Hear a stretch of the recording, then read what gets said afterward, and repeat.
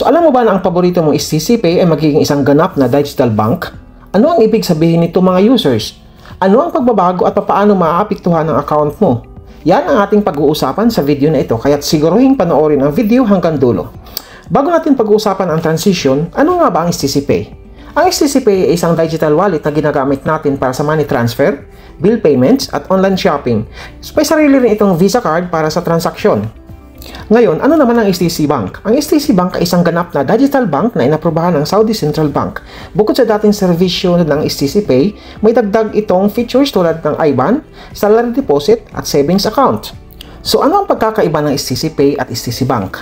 Okay? Ang STC Pay ay isang digital wallet, samantalang ang STC Bank ay isang digital bank. So pareho sila guys na nag-o-offer ng money transfer services.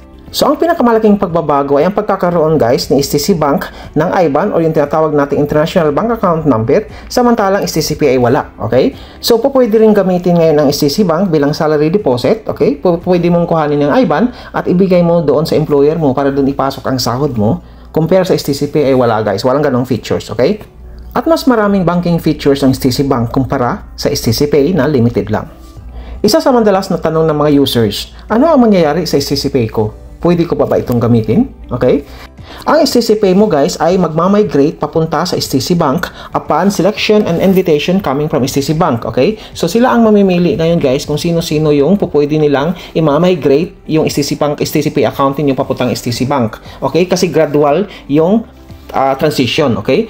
Kailangan din guys ang re-verification ng identity. So kailangan nyo ihanda yung NAFAT guys para ma-verify ninyo yung identity. At kailangan ninyo rin guys yung ABSHERE. Kasi yung ABSHERE na yon, yung personal information nyo sa ABSHERE dapat magiging akma doon sa i-fill up nyo yung forms sa STC Bank. Kasi otherwise hindi magsasucceed.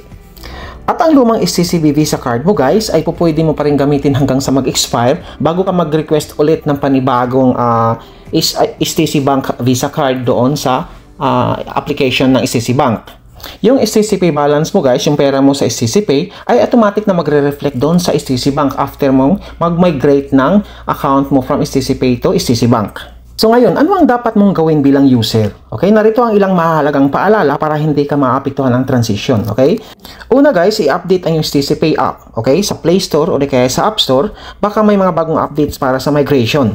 Then pangalawa guys, kailangan mong tiyakin na mabubuksan mo yung ABSHERE mo para makuha mo yung personal info mo kasi dapat akma yung personal info mo doon sa ilalagay mo doon sa information doon sa STC Bank upon migration. Okay?